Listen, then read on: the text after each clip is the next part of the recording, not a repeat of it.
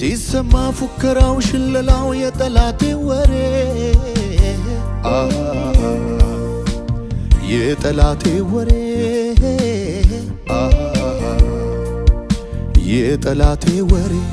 ሰው ሚተርፍ አይመስልም እኔ ግን አለው እስከ ዛሬ አለው እስከ ዛሬ አለው እስከ ዛሬ